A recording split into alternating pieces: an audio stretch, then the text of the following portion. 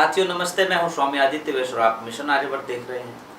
पिछले लंबे समय से वैद्य सत्यप्रकाश आर्य जी जो संस्थापक हैं नाड़ी वैद्य कायाकल्प के और लगभग 38-39 वर्षों से आयुर्वेद के माध्यम से लोगों को स्वास्थ्य प्रदान करने के संकल्प के साथ काम कर रहे हैं। आज मैं जिस टॉपिक पर बात करूंगा उससे पहले वैद्य जी का हम स्वागत करते हैं और उसके बाद आज की इस चर्चा को आगे बढ़ाएंगे।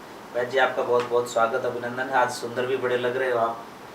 पहले तो आप सभी का मैं स्वागत करता हूं और हृदय से कामना करता हूं कि आप सभी स्वस्थ रहें। और इस सुंदरता का कारण क्या है कि मैं गुरुकुलों में पढ़ा हूं और मैं आज गुरुकुल धीरेनवास में गया था हिसार में, जहां बच्चों का शरीर सौष्ठव मैंने देखा। मलखम भी कर रहे हैं, कुश्ती भी कर रहे हैं, कबड्डी भी कर रहे हैं, सभी गेमों में आगे चल रहे हैं। तो एक ऐसा गुरुकुल जो आज के बच्चों को आगे कंपटीशन में ले जा करके उनको योग्य और सक्षम बनाएगा, जिससे वो रोजगार को प्राप्त करेंगे और आर्य समाज का नाम भी करेंगे। तो एक वो खुशी मेरे साथ है, उन्हीं के द्वारा ये पटका दिया गया मेरे साथ है, इसलिए सुंदरता तो बनेगी। यही कारण। वैद्य जी, अंदर की खुशी की आपने बात की है तो मैं चाहूँगा कि आज मैं इसी टॉपिक के ऊपर बात करूँ। आज का जो भागदौड़ का जीवन है, हर चेहरे के ऊपर तनाव दिखाई देता है।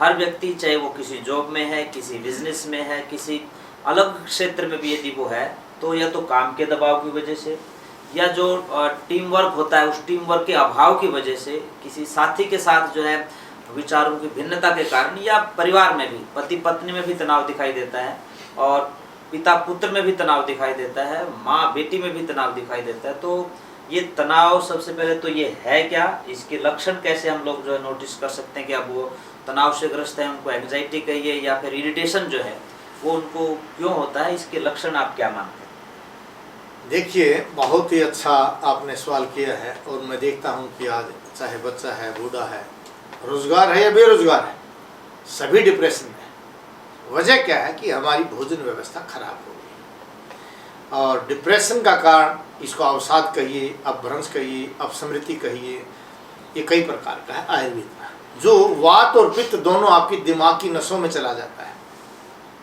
और दिमाग की नसों पर जाकर के जहाँ से आपके शरीर का कंट्रोल होता है, उसमें उस एरिया को प्रभावित करता है जो अपने आप को समाज से अलग कर लेता है और ये समझने लग जाता है कि तेरे लायक कोई नहीं है, अब तेरा कुछ नहीं बनेगा, तेरा कुछ नहीं रहा, और हर चीज़ उसको पहाड़ दिखाई देता है। 2-4 फाइलें होते कहते बहुत ज़्यादा काम। बिल्कुल। मैं कमिश्नर से मिला, वो कहता जी बड़ा बर्डन रहता है। SHO से मिला, बोला बहुत बर्डन रहता है। और हमारे यहाँ एक कहावत है कि थानेदार, जिसने SHO और SP से भी बड़ा मानते थे हमारे पहले, वो थानेदार भी DS उसको मिलता है डिप्रेशन। गौ सेवक है जी हमारे वाला कर जी, बड़ा तनाव है, काम कम बताया करो। ये काम की परिभाषा नहीं है, ना काम का दबाव है, ना पैसे की कमी है, ना प्यार की कोई कमी है। ये कमी सिर्फ इस चीज़ की है कि हमने समय पर भोजन नहीं किया। जी जी। अगर सुबह सुबह भोजन के साथ हम अच्छा घी का प्रयोग कर लेते हैं तो शरीर में कफ बढ़ता है। कि सुबह कफ बढ़ता है। अब हम सुबह सुबह कफ का निर्माण नहीं कर रहे, सुबह के समय हम गर्म पानी, गर्म दूध या फल या हल्का भोजन कर रहे हैं।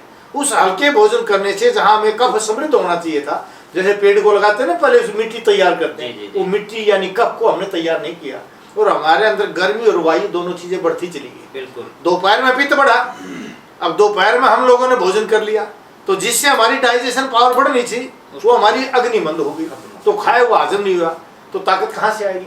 तीसरा फिर वायु था, रात को बढ़ती है, उस समय हम जो है फिर हैवी डाइट खा के बैठ गए, जबकि शाम को हमें हल्का भोजन करना चाहिए। और हल्के भोजन की परिभाषा है अच्छे घी के साथ दाल या सब्जी का या दलिया या खिचड़ी का अच्छे घी के साथ प्रयोग करें, क्योंकि बगैर घी के अगर रुक्षण खाते हैं वो हल्का नहीं होता, वो हैवी हो जाता है, वो वायु को बढ़ाता है।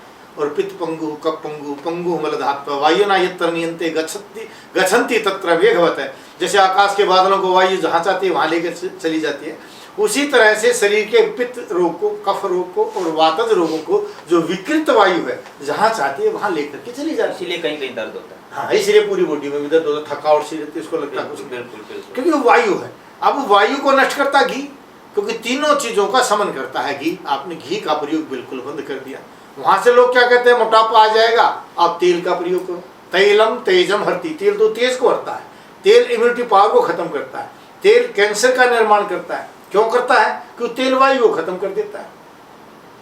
आकुंचनम प्रसारणम उन्वेषण निमेषम या भी क्रिया भी जायन्ते शरीरे सहवाते निषिद्धते।